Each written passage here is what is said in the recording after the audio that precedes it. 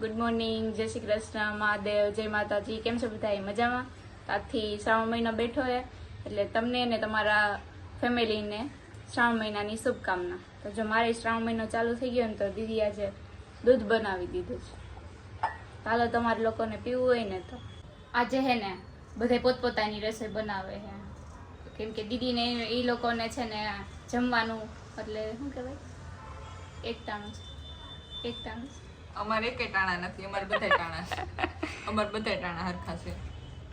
શું બનાવસ તું? હું બનાવું પુલાવ.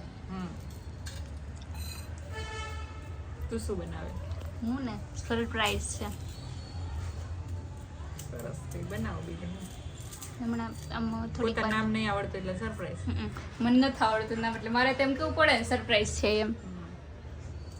સરસ લે તઈ.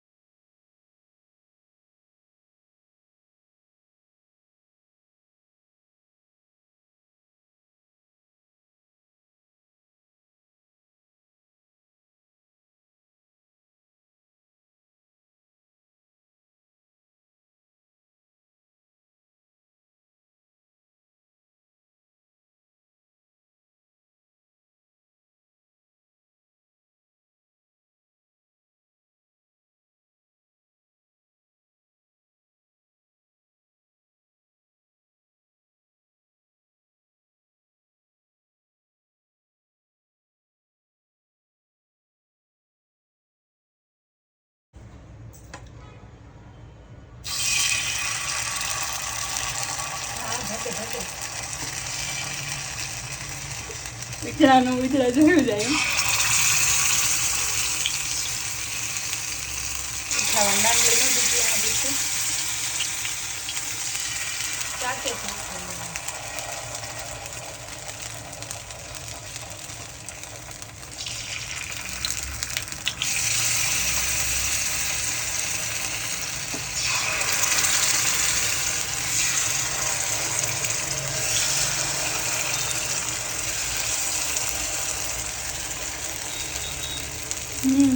બસ લે બસ.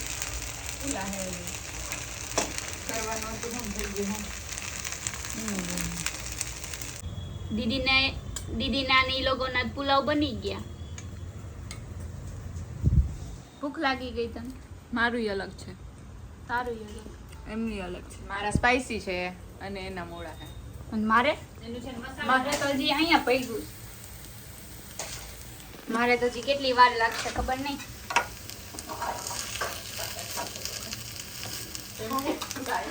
થાહે જ હવે, એવું નહીં બોલવાનું.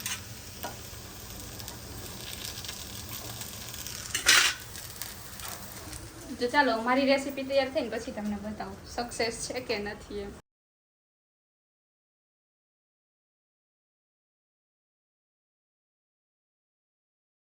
હવે એને છે ને અપમ બનાવ્યું.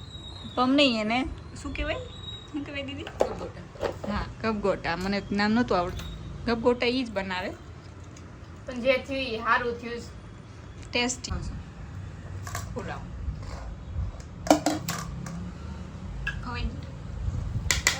ચાલુ હે.